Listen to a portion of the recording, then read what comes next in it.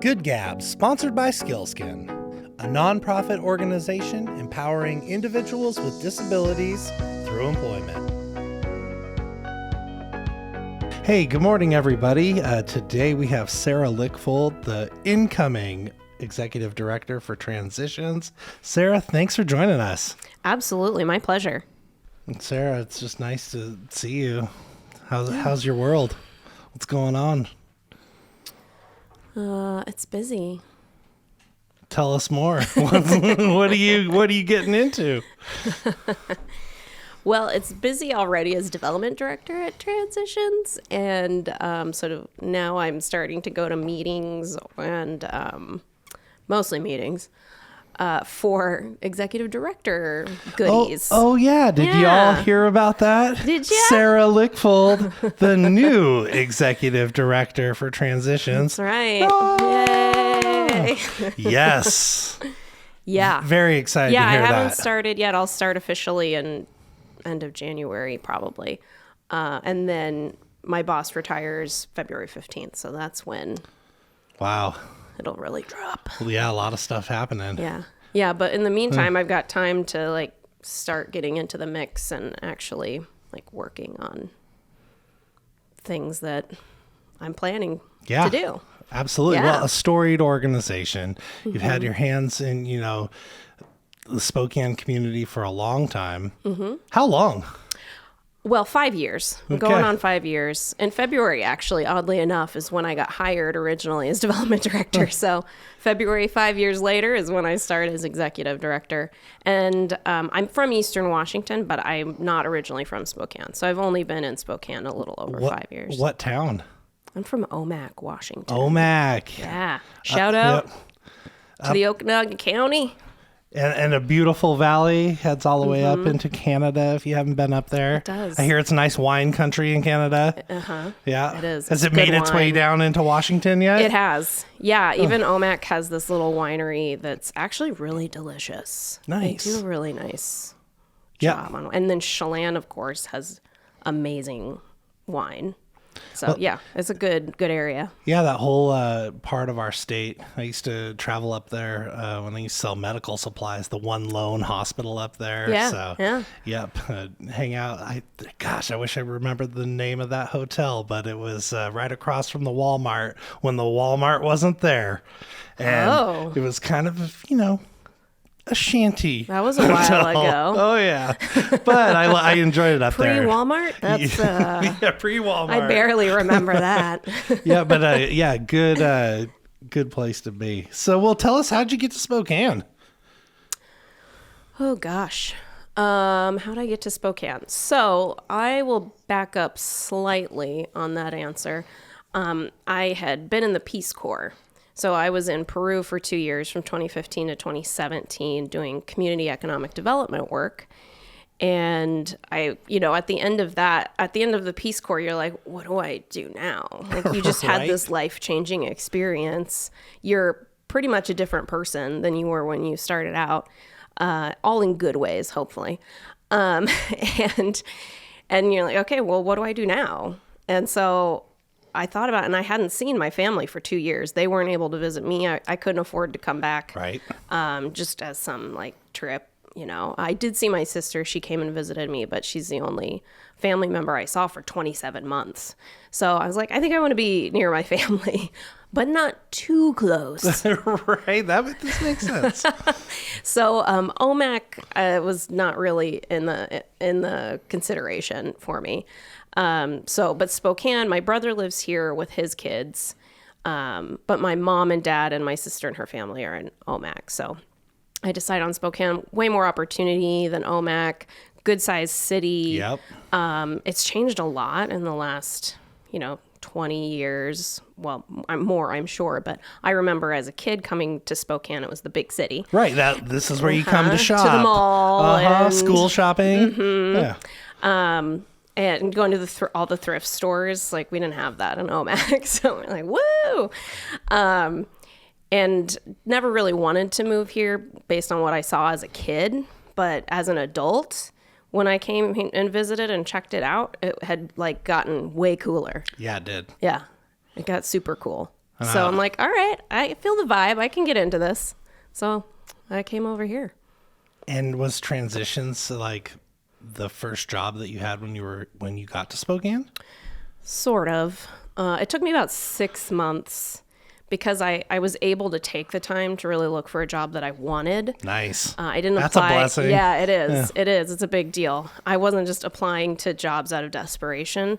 I was networking. It was just kind of cold networking with folks in Spokane in the nonprofit sector because I knew I wanted to be there and make change. Again, post Peace Corps, what do you do? I'm like, oh, the nonprofit sector.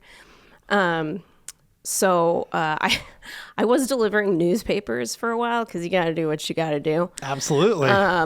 But eventually I ran across transition, which is an interesting story. I actually never saw the job posting itself on the sites that I was at.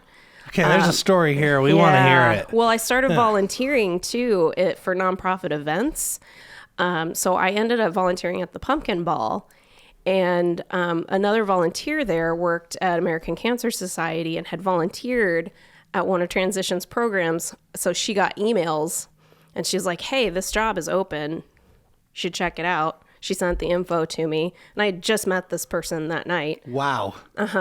And that's the only reason I ever saw that job posting. That's incredible. Yeah. That sounds like Spokane, too. It really does. So I'm really fortunate that, because it could have taken a lot longer to find. And it's such a great fit. Like, Transition's mission is, I'm pretty calm. I don't get worked up about a lot of things. But when you're talking about Transition's values like justice, community, growth and wholeness, and respect for human dignity, like, I am there. And I will fight for that. Yeah, how dare you, Sarah? I know.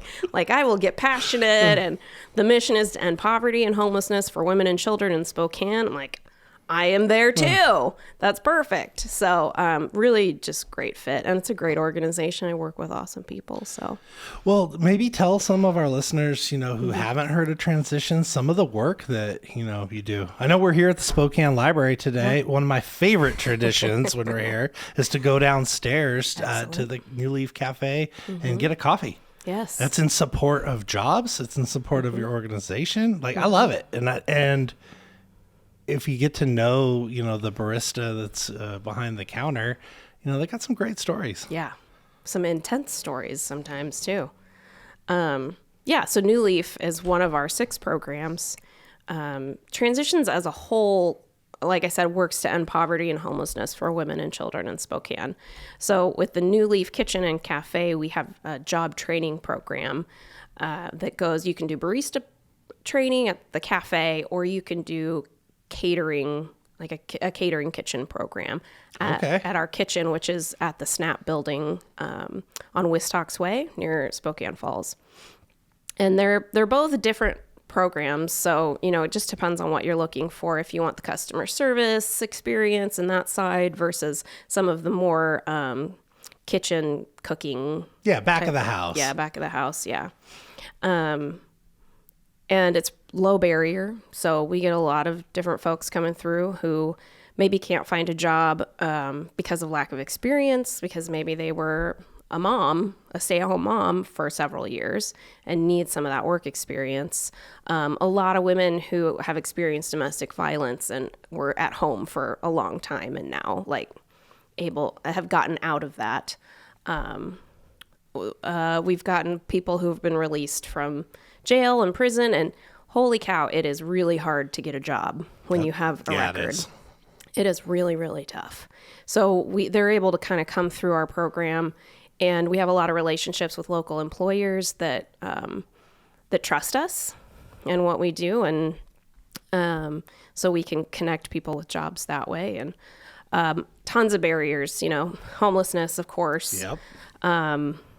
There's just lots of barriers that get in folks' way to getting employment. Although the employment market is pretty wide open right now, so it's a little bit harder to find trainees at the moment because it is really entry-level jobs are much easier to get.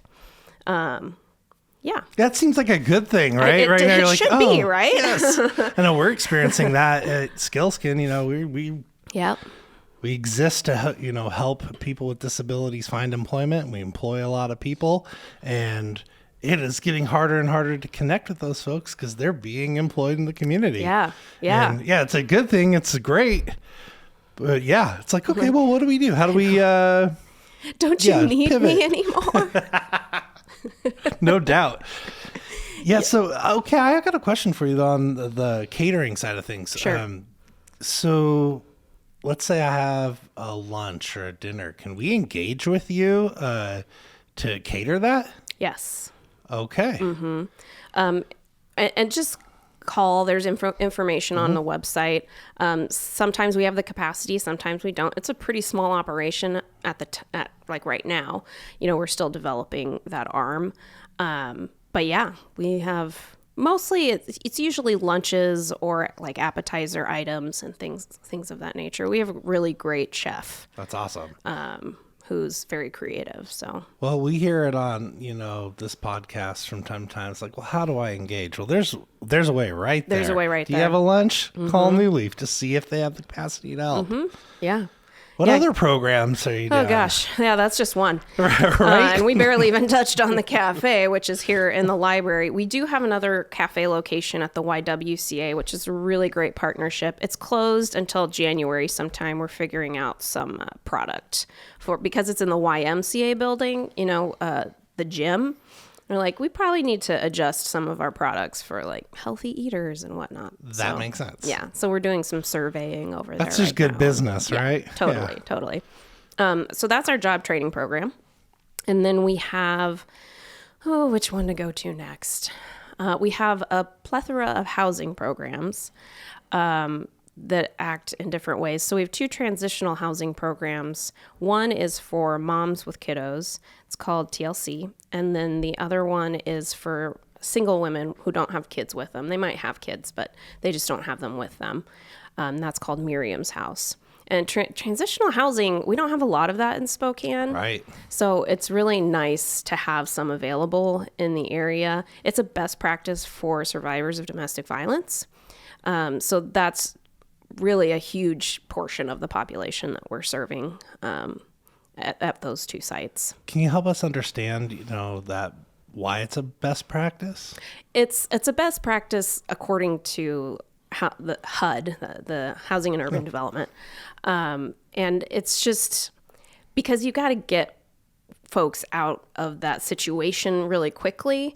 And so you're not always going to have a permanent situation right. For them. So transitional housing is a really nice way to, okay, let's separate you from this situation and then help you build some of these skills and have a case management there because it's supportive. So we have case management on site to help women kind of get back up on their feet. Maybe look for work if they want, other resources. Maybe they need, some counseling at that point. There's just lots of different things that people need. And then eventually transition them into permanent housing with their family or just themselves, or finding a roommate sometimes can be a challenge. I was talking with Fawn Schott, VOA, the other day about transitional housing, and there's just not enough here, right? No. Significantly. Well, HUD doesn't fund it anymore, even though it is listed as a best practice. So as they've moved their priorities, the funding's kind of dried up? Yes. Oh, that's a shame. Yeah. It's hard to get housing built without the, federal government backing it. Well, and you can't maintain transitional housing without funding. Right. Because it's expensive. You've got to pay for the facilities, but on top of that, you're paying staff to be there and support the folks in the program. So we've got case management staff and community building staff, so like house coordinator, for instance, because building community is one of the most important things that we do with the people in all of our programs, because that's going to provide long-term stability in a way that I don't know if we really have a concept of that as like we take it for granted a lot of times as humans. But when we meet someone who doesn't have that at all, like, oh yeah, that's a big deal. So what does that look like to build community within the program? At TLC and Miriam's house, like I said, we have actual staff people who are dedicated to that specifically. So it's sometimes it's tenant meetings to make sure they're involved in some decision making as well as just like getting to know each other. It can be parent meetings. We'll do birthday parties. Nice. At Miriam's house, community is so important that they do a dinner together every night, which is really special. And COVID obviously messed up all of this stuff, but of course. So we're still kind of picking up the pieces. But at Miriam's house, they have restarted those dinners together. So we'll have one of the residents will kind of lead a dinner each night and have a helper. And so a lot of women learn to cook that way and just have a really great time building that community. And I've interviewed several people who have graduated from Miriam's house. And they're all of them say it was terrible at first, like living in that community. You're stuck. Putting me at dinner with everyone. I'm stuck in this house because it's a large house with bedrooms. So you're sharing a lot of spaces. I'm stuck in this house with these women. I don't know. I hated it at first, but that was their favorite part by the time they left. They're like, I miss that the most, is that community. So every time, like without fail, I've never heard a different story from an interview I've done with a Miriam's house grad. Well, that's core human, right? Yeah. Like we need connection. And sometimes it's really annoying. Right. Yes. But we need it nonetheless. Indeed.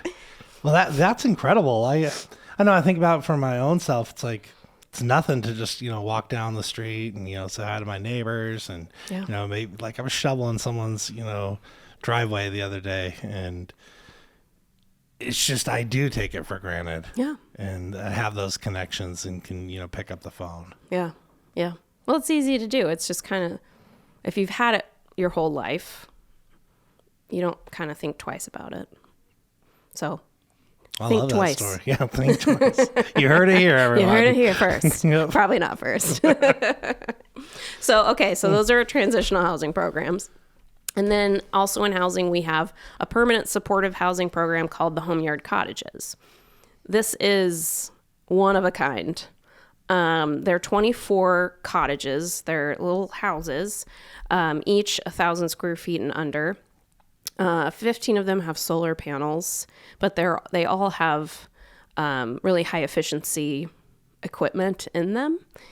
And this was just built. We finished it at the end of 2018. So they're fairly new as well, but it's this little 2-acre plot of land in northwest Spokane that's just these really cute little houses. And we have a 25th building that's the community building. Again, got to have it. Yep. And we have case management there. So that's that supportive piece of the permanent supportive housing, or PSH, as we call in the biz. Yeah. So it's just really a really special little neighborhood. And it's part of the larger neighborhood. It's pretty well, like it doesn't look out of place with the it doesn't. Well, I've been there. You took me for a tour. Yeah. I had to see it. It's like, not only is it pleasing to the eye, like architecturally, the colors, but when you were saying inside, I saw, some of that HVAC equipment that was in every room, and they call it mini splits, I think is what I saw in there. They were cool. And just a really good feel. Yeah. Like I could see myself living there. Oh, totally. Yeah, we've got studio 1, 2, and 3 bedroom units. The 3-bedroom units have laundry, but for the rest, we have that community space that has laundry in it. So it's just a nice little community that, and you may need supportive services for the rest of your life. Is maybe you have a disability or something that's chronic, chronic health issue, or so it's really nice to have those case managers there. They're not 24/7. So it's just like your standard kind of office hours. Excuse me. But other people don't need that support forever. But it can be a nice stepping stone. They could live there forever. It could be their forever home, or it could just be a stepping stone to the next phase of their life. So it's been pretty steady, but we have had some folks move out for one reason or another. I think that's kind of really impactful for everyone to understand, how people move through housing. Yeah. I mean, it's the crisis of the day in Spokane and across our country. It's true. But if we can help people and we're helping the whole person, it's like they can move through from just transitional to permanent supportive to maybe just, Section 8 housing, just something. And then all of a sudden it's like this community is built and they're feeling very confident in themselves and their abilities, and they're getting, promoted at work. And all of a sudden they're just some of us need a little extra help, or again, some of us never had community, and there's stability with that and security that some people have never experienced. So let's give them that experience and see what they do with it. Yeah. Imagine that. Like how many times we haven't, don't know something and we learn it. It can be transformational. Yeah, absolutely. Like organizing my garage. I can find that tool. No. I digress. Uh-oh. Yikes. No, the homeyard cottages, though, they're really unique. They're the only community like that in Spokane. I don't know about nationwide. I would guess there aren't very many. There are kind of tiny house communities that are really similar, but these aren't tiny houses per se. They're close. So like it's the townhomes. same kind of idea. We'd love to duplicate the homeyard cottages. They're pretty expensive, but they're really dignifying because you have your own house.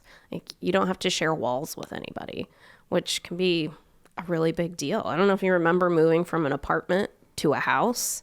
I'm like, oh, I can yell if I want to. I can do all these things. Yeah, there's so much freedom. I can jump on my own floor because I don't have neighbors underneath me, that sort of thing. So it's just, there's a lot of pride in that. Well, I hope, there's more funding for, those kind of transformational projects. Yeah. Well, especially when you start to put services together. I know I get to the pleasure of being a part of Catholic Charities and their housing side of the business. And one of the new housing projects called Gonzaga Family Haven that happened up at Gonzaga, partnered with, Gonzaga University, G Prep, and the Salish School, and just a whole lot of community partners have come in and just were given space to have programs inside of, this complex. And we're just starting to see the benefit of that. Yeah, it takes some time.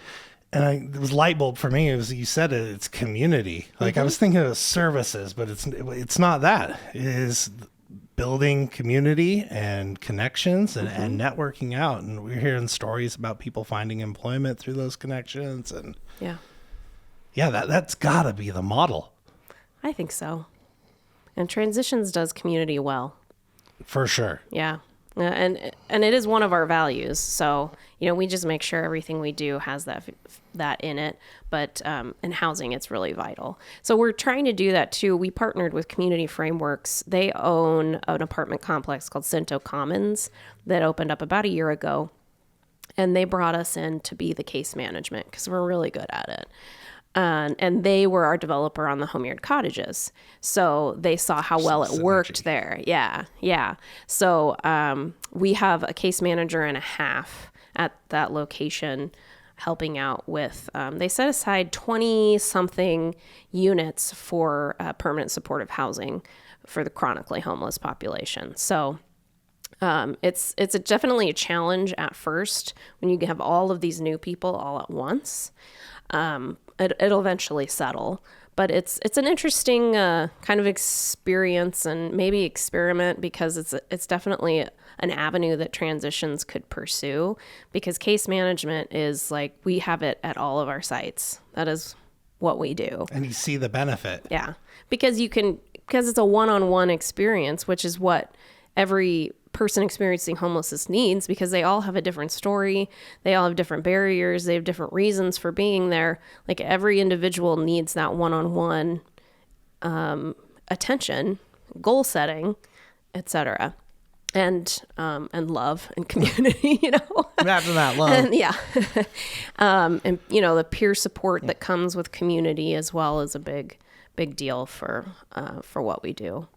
So we'll see how that goes at Cento Commons, but so far it's been a nice little experiment. Well, I love that, two nonprofits partnering up in what they're excellent at. Yeah. And that model should be, replicated over and over again, not just here in Spokane, but everywhere. Yeah. It's like, why try to do everything? Just right. what you're good at, stay there and partner with people. Yeah. Transitions does a little bit of everything right now, but our case management out of necessity, really, right? Yeah. But yeah, I'd love to see that coordination in Spokane of, okay, well, Transitions is really good at case management with women and women with children. Like that's kind of where our niche is. And then VOA is really great with, women without children and youth. And, Catholic Charities is really good at this, like men and Family Promise is really great at families and, just kind of coordinating those efforts. And we do to a point for sure. But it would be kind of an interesting model to see like pathways, starting like someone is homeless, becomes homeless and immediately has a place to go, and they'll be like, okay, boom, we've got a temporary stay for you right away. Like you're not spending a night in a shelter. You're not spending a night in the cold or in the heat, the elements. Okay, this is your situation. Okay. We know which pathway we need to take you on. Oh, you've been chronically homeless. Okay. That's a different pathway. You just got kicked out of your house because your partner just kicked you out and you're not on the lease, so you don't have any rights. Here's your pathway. Yeah, you can have a roof over your head. Yeah.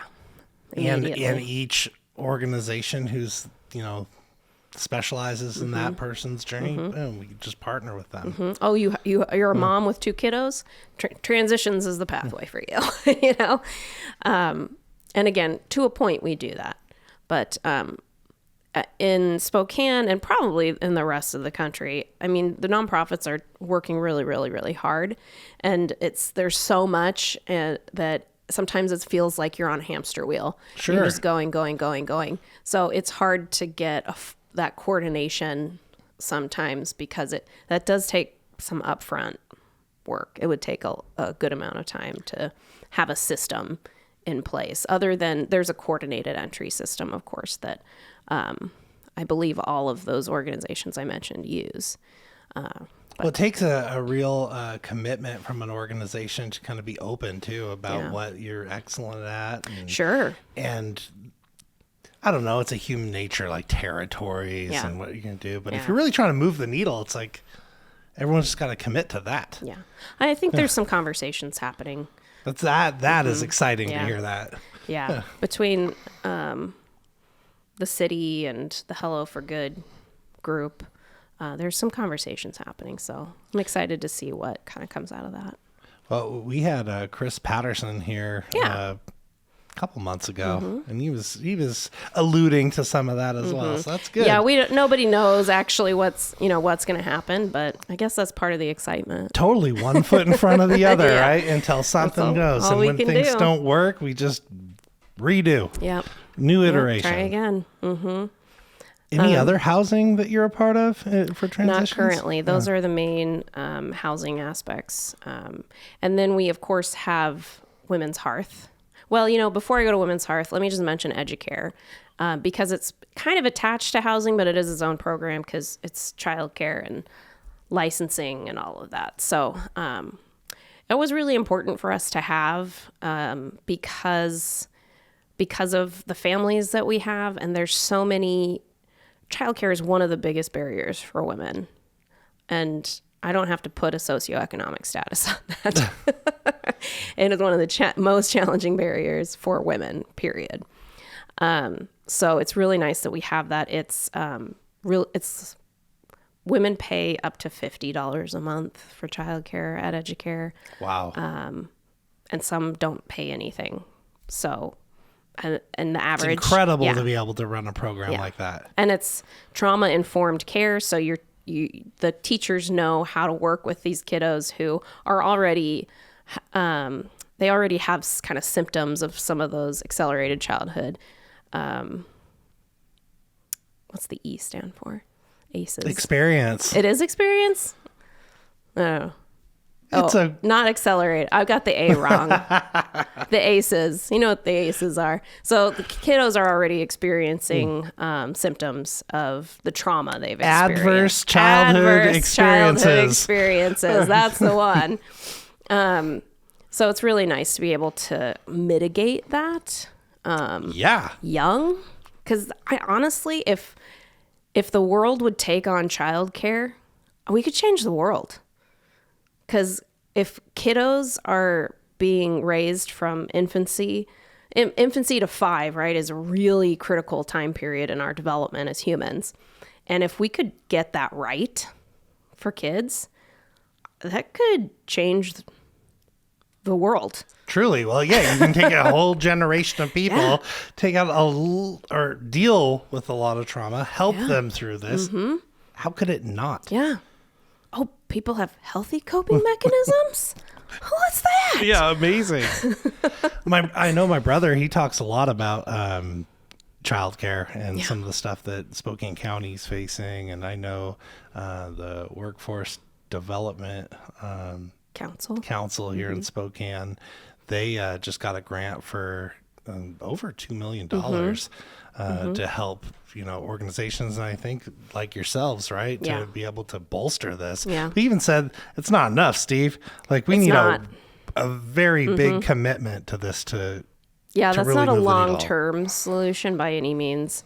We work with the Spokane Alliance, and they have been working really hard the last many months, maybe a couple years, on getting assistance with childcare. No, they were working towards 10 million. So that to something, I think was part of that effort, came out of that effort, as well as a Spokane City commitment and a Spokane Valley commitment.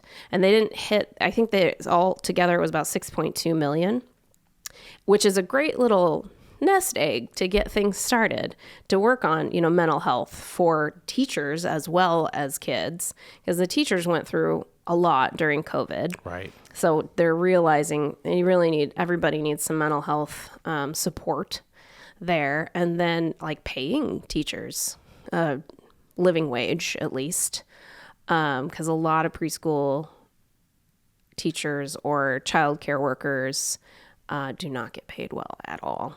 It's incredible how little they get paid. And that's not a function of the business either. They just literally cannot pay more for what they're charging. Mm-hmm. Mm-hmm. It's like it's a failed market is what it really is. That's a great way to put it.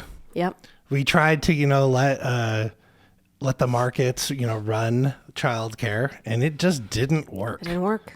And so for me, I think that's a great time for the government to step in, right? Because that's what they can do. They can go, okay, we can help not fix this market, but at least stabilize it and reassess. Right. We have K through 12. Let's make it 0 through 12.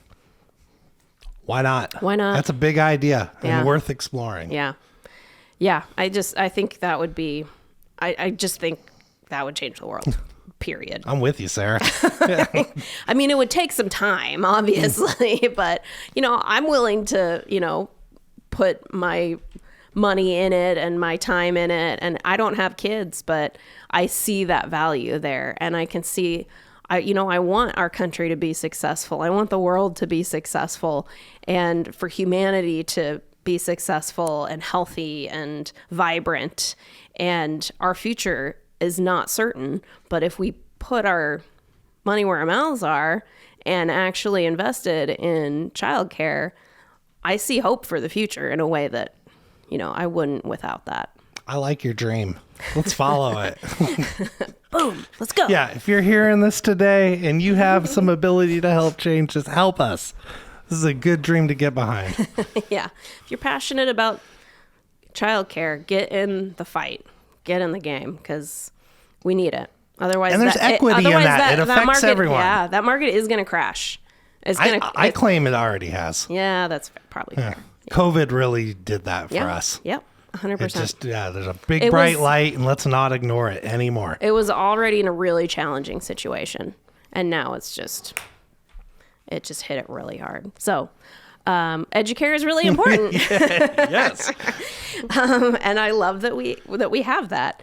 But that could be another really great who's good at childcare, and just bolster that who's good at it, and like that's part of that system of services. Yeah, let's replicate, let's grow. Yeah. And then let's talk about our last program. It's Women's Hearth. So that's kind of, We love the Hearth, by the way. We love the Hearth. Yep, Skillskin and the Hearth have had a relationship for some time now. Yep. And we love being able to be part of supporting that program. So thank you for allowing us to. Oh, absolutely. We love partnering with Skillskin and all of our community agencies, as many as we can. And the Hearth partners with a lot. So Women's Hearth is kind of our front door, acts as our front door. So the majority of the women that we serve in Spokane go through Women's Hearth. And I'm talking, so Transitions typically serves anywhere from 1,000 to 1,500 women a year. And the majority of those are through Women's Hearth. And Women's Hearth kind of has a dual purpose. So its first and original purpose was to be a safe space for women. So women were, back in the 90s, early 90s, women were living on the street. The women who were living on the streets didn't have a safe place to go during the day. And they're very vulnerable to predators. And in the early 90s, we had some particularly horrible predators in Spokane. So one of our founding sisters just started Women's Hearth. Wow. It was like, here's a building, come in during the day, be safe, no men allowed. So to this day, women who are 18 or older, who identify as a woman, can come into Women's Hearth and just have a safe space. If nothing else, come in, sit down, we'll get you a cup of coffee. Breathe. Yeah, absolutely. And then we have some different spaces within that as well, where we have a respite room where women can lay down if they're not feeling well. Again, if you don't have a safe place to go and you're not feeling well, ugh. Yeah, I can't imagine. Yeah, and then you don't have really a good bathroom to use. It's gross. So Women's Hearth could just be that. It could just be the bathroom and a place to lie down. It could be, I need a quiet place that's not lit with some of the types of lights that we have. I can't think of the word right now, but fluorescent. Yes, the lovely hospital light fluorescent. Which can really aggravate different mental health issues. It can trigger epileptic situations. And so we have some spaces set aside where either the lights are off and you can just be quiet and kind of meditate. I think they call it the meditation room. Or the library. We have a library where you could just be, and the lighting is softer. So it gets you away from some of that fluorescence. It's just those little things, that provide some safety and some security and rest. Because when you're experiencing homelessness, you're never resting. You're always in crisis mode. And that's a problem for humans. Yeah. It's not. That level of stress in your body, it's not sustainable. No, it is not. So that alone is a huge part of what Women's Hearth does. Kind of on the other side, the second part of what Women's Hearth is that community center. So it really acts as a community center for women. We have a knit and crochet group. We have different classes, like we'll have an art therapy type class, or we've had different exercise classes or yoga, or just kind of depends on who the most active participants are at any given time. Makes sense. Yeah. Yeah. And that provides that community again, where someone either folks currently experiencing homelessness can get involved in that. We have a lot of kind of graduates or alumni that from Women's Hearth that come back. And because their friends are there. Right. They've made friends and they support each other. And maybe give back too if they can. They do. We've got a volunteer team at Women's Hearth of folks who have used Women's Hearth services, and they always have access if they need additional support. A lot of those folks are on fixed incomes. So it's hard to afford food and rent. Yeah. So we can provide them some food from the food bank or, things of that nature. So always willing to support and help and keep people housed. So it's not just, okay, I got you helped get you housed, now bye forever. Right. Because it takes a community and it takes consistent support. So we might help get someone housed, and then they can always come back if they need more help or if they're having issues with their landlord that we can help mitigate there. We do that a lot. We do a lot of prevention work that honestly we don't really measure or advertise that much. So that's part of my goal is to do that at some point. Okay, well, help us understand, because give us an example. What's prevention work? Something as simple as I don't have enough money to pay rent this month, and we can connect with resources if we don't have them ourselves, and boom, done. Or, hey, my landlord is being predatory. That never happens. No, could never. So just amazing. So if there's an issue, you just say it out loud with your organization, and there's someone's gonna maybe step up and try to find a resource. Yeah. So a lot of folks come back to us if they're having those issues, and okay, let's talk through it. What are the issues? Okay, is it safe for you to be there? Because if not, let's find you a different place. And that's a really hard thing to do without help right now, is finding a different place to live. Yeah. But we won't even place our people into certain housing situations. We're pretty picky about that. But every now and then, things just happen. Things happen. So that's incredible to get that story out, that it's a resource that you provide. And that's real help. Yeah. Yeah. And generally we're helping out folks who have worked with us in the past, but honestly, any woman could go down to Women's Hearth and we're going to help them. We don't ask for, there aren't requirements, right? Except identify as a woman and you're 18 or older. You come in, you want to hang out, you want to talk to a case manager about housing, or you need different services. That's what we're there for.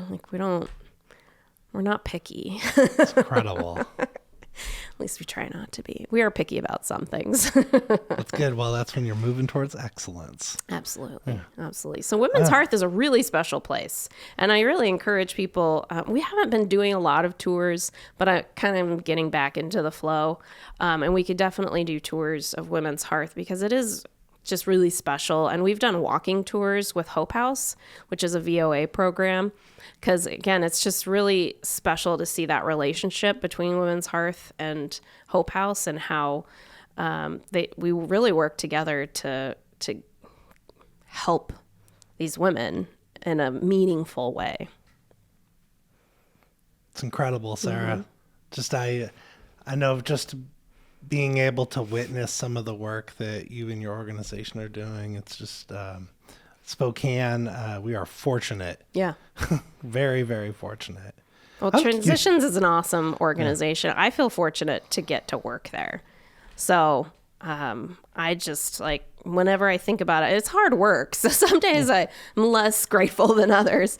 But at the end of the day, I'm like, dang, I'm glad I work with these people and these programs, and this is what we get to do, because we're just really collaborative and we work with the people we serve. It's not an us and them kind of situation. Right. Thank goodness.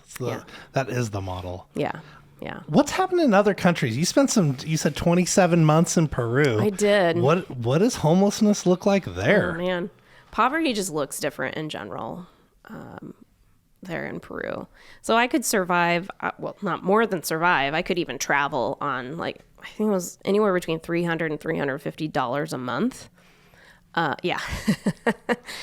It was painful moving back to the States in some ways. So, and I was living well and better than a lot of people in my community. And I lived in a town that was in the Andes of Peru. And we had, I think, 700 to 800 people in that town. I didn't see a lot there. Families live together a lot. It's a generational thing. So you don't see a lot of homelessness. Right. At least I didn't in my experience. Obviously, my experience is just one. A lot more of the homelessness and heavy poverty were kind of on the outskirts of the cities where you would have the shanty towns. And that's a different level of poverty. But it's similar to, when you see a camp of folks experiencing homelessness, it's very similar. You have got the cardboard or the wood kind of lean-tos and some tents and pieces like that. So in some ways it's similar, but it just looks very different. I was just in Spain, and I was in northern Spain up in Basque Country talking to a woman, and I was asking her, I'm like, we've been to Barcelona, we went up to Bilbao and Guernica in northern Spain. I'm like, I haven't seen anyone begging on the street. I haven't seen any homeless folks. What's the poverty situation here? And part of it's just that families stay together and live together. And she had her reasons. It wasn't an official statistical, research piece, but it just looked very, very different from here. And part of it is too, they have universal health care. They have quite the social net. Yes, they do. In ways that we don't in the States. So it is interesting to look around, and when you work in homeless services, wait, where are the people? Yes, I know. I was asking myself the same question. I was visiting it was the capital of the Baja in Mexico called La Paz. And it was the same thing. I just started asking people. It was like, where are the homeless people? And they just kind of laughed at me a little bit. Well, you just take care of your family was the... Yeah. Well, and the interesting thing too in Peru, when I would talk to them about, there are people who don't have houses that might be living on the streets. They're in the U.S., you guys are so rich. That doesn't make any sense. The shock on their faces would be because they don't really, again, in the mountains, it was pretty family. There would be people begging on the street now and then, but they weren't there overnight. They weren't there the whole time. So, yeah, the people I went fishing with, they're like, yeah, hey, if you don't want this, we got a spot. And it wasn't they were going to go sell. They were just going to go give it to the people that they know needed some food. It was just kind of part of what you do. Well, and even in small town USA and OMAC, I volunteered at our ministry for homeless. And even there, we knew our homeless folks by name, or the town drunk. I hate saying that, but that's kind of the situation that you see. It makes an image. Yeah. We understand it. Yeah. But we always knew them by name and come on in, have some coffee and play a game with us or put together a puzzle with us. It's just that small town of we just know everybody. Yeah, well, when you get the big city problems, and we're just trying to people become a little more anonymous, and that's kind of part of the problem. And then we treat them like they're anonymous. Right. It's and then we build systems that treat them like they're anonymous. And that's when the real trouble comes in. And so we have some of those in Spokane, and that's what we need to break down and rebuild. Well, let's talk about that a little bit. The people in our community, the ones that are listening to, us right now, they want to help. They want to be part of the solution. Yeah. Do you have some ideas around that? It's really tough, especially with systems. But if you're participating in housing and homelessness in Spokane City, they've got committees and boards, and even participating in your neighborhood councils. Neighborhood councils get the information on some of these things and can be part of that decision making and part of different committees within the city, because the city has really tried to network with neighborhood councils. Again, not perfect. But it's a voice. It's a voice. So, if somebody doesn't know where to start, because government can be really complicated. Bureaucracies are, start at your neighborhood council and get involved there. And be a voice for housing and homelessness. I go to my neighborhood council. I'm a voting member. And I've been the sole no vote sometimes on some wanting to send a letter to the city about some kind of zoning thing that maybe the neighborhood doesn't like so much, but I know we really, really need, because we've got to remove barriers to getting housing. Good for you. Get rid of them. We can always put them back. Yes. If we need to. But right now, it is desperate. We cannot falter at this point. We've been faltering for too long, since the 80s, basically, on building affordable housing and keeping up with the housing needs in this town. Well, country. Let's face it. Yes. So, this is the time. So let's get the job done. And it's not going to be perfect. It's not going to be pretty. Nothing ever is. We're just humans doing this work. The city is full of humans doing the work. So let's do what we can and get this ship moving, because it is dire. And if you're, you love your community, this is a community issue. Yeah. Community can solve it. Yeah. And this housing needs to be built in every neighborhood. Yep. We all have to be involved. Yes. There's not in my backyard here. This is your backyard. Yeah. You love Spokane, or you love Eastern Washington or Idaho. Yeah. This is it. Let's do it. It's hard. I'm not saying it's not. You bought a house, you live in an area that you chose for a reason, and that area will change. It just has to. We have to change. We don't have a choice. No doubt. Well, I hope that people can really understand that that's how we're going to help solve some of these issues. Sarah, what other kind of things is on your mind that you want the listeners to hear? Oh, man. On my mind? How much time do we have? Not much. For you, as much as you want. As much as I want. Oh, man. And on that same note of just how people can get involved, people can also volunteer at the different homeless service agencies. There's a lot of different ways. It could be a really professional skill that folks can offer. We have multiple board committees, like finance committee, we have program committee, we have development committee for fundraising and things like that. If you want to get on an organization's committees, there are boards you can get involved in. You can just start volunteering and spending some time. Like at Women's Hearth, you could offer a class on something you're passionate about. Maybe it'll work, maybe it won't, but no one's going to stop you. If it's help. Yeah. Let's try. Yeah, absolutely. And sometimes places just need bodies to be there, and sometimes it's uncomfortable to be there. But if that's something that you're like, what, I would really love to just spend time with women at Women's Hearth or Hope House, or I can't speak for what other agencies need, but it's building that community. It's just being a warm body in the room to converse with, or to bring somebody a cup of coffee, or to serve food. A lot of places serve food, or to prepare food, or there's a lot of volunteer opportunities. If you look at an organization's website, or the city of Spokane has some volunteer opportunities. There's lots of things to do.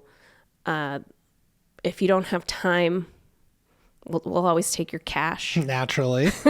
And it's impactful. It is. Big time. And it's we're heading for a recession is what I hear. So it's going to be more and more important that people give money to nonprofits. Absolutely. Because major donors are probably going to get hit with the stock market. So if you only have a few bucks to give it, because it's going to take it as we go into a recession. And and inflation is going up, so we've all increased our pay for our staff, and which I'm sure you're feeling that too. Absolutely. It's budgeting time right now. Yes, it is. And it's painful. So that's always a way to get involved, or getting involved in some of these different groups in town that, again, I don't know the process for like Hello for Good and pieces like that, but there are ways to be involved. And I hope the voices are, pro housing and homeless services and pieces like that. But, this is a democracy. Well, I don't know a human who couldn't show up and see what's happening on the ground that cannot, if they had an idea of what was happening. Yeah. See things up close and personal. You see all the amazing work that, our agencies are doing in our community. Mm-hmm. Like those hearts will change. Mm-hmm. I know it. Yeah. I know even in my own volunteer experience, I didn't realize that when you just show up, and whether it's, putting together some food or helping a committee, whatever level it is, you can impact things in a very big way. Yes. And it's just showing up. Yeah. And that's, it's been profound. It's been really profound for myself. Yeah. And I want to help more. Yeah. Yeah. It takes a village. So we all have a part of it. I like to volunteer too. I mean, I think gonna have less opportunity to do so moving into executive position, but like I'm volunteering at the Christmas Bureau. I love volunteering with the VOA books part because they usually put me in the young adult section, and it's super fun to just like talk about like what is your kid like? Okay, maybe these books, and just helping people find books and just being one-on-one with folks. And like they're just like you and me. They just need a little extra help during the holidays. Yeah, it's connection. Really expensive. You can bring joy. It's super expensive. Yeah. So getting involved in whatever kind of makes your heart happy. I think you can be a little selfish about it. Why not? Yeah. That's a win-win too. Absolutely. You feel good. Our community's getting better. Yeah. Yeah, let's not shy away from that. Let's help. Exactly. Like I said, sometimes we just need warm bodies. Some people just need, like some organizations just need reception help. Like if you know how to answer a phone and be nice to people. Yeah, naturally. It's incredible. Yeah. Well, Sarah, as our, time kind of winds down, any parting thoughts? I mean, we've talked about a lot. We have. Yeah. And it's incredible the work that Transitions is doing, your journey to Spokane. I'm happy you made it to Spokane. Me too. Yeah. Me too. I'm excited for the future and what's coming. I think Spokane is in a really pivotal part of its development. And I think people are seeing that. We're small enough that we have a lot of opportunity, which is really exciting. Yeah. And I know we see a lot of the negative, or we hear a lot of the negative, because for some reason negative news sells. But there's a lot of good things happening. There's a ton of awesome people in this town, and we're not so big that it's it's completely overwhelming and impossible to do what we need to do. I agree. I think we could solve anything as a community. Mm-hmm. Yeah. Together, getting people together on the issues and just deciding to do it. Obviously nothing is ever that simple. So I'm not going to claim that anything would be easy or simple, because it's not. If anyone ever tells you something is easy to solve, like that's not true. Lie. That's a dream. Okay. It's not truth. So again, it's just, it won't be hard, but I think we can do it. I believe. Mm-hmm. Well, thank you so much for taking the time to talk to our listeners today and to learn more about, transitions and yourself. And we're just excited, for this new role you're taking. And thank you. I know we'll get involved. Yeah. Thank you so much for having me. I enjoyed it. I always enjoy talking to you, Steve. Right back at you, Sarah. Thanks.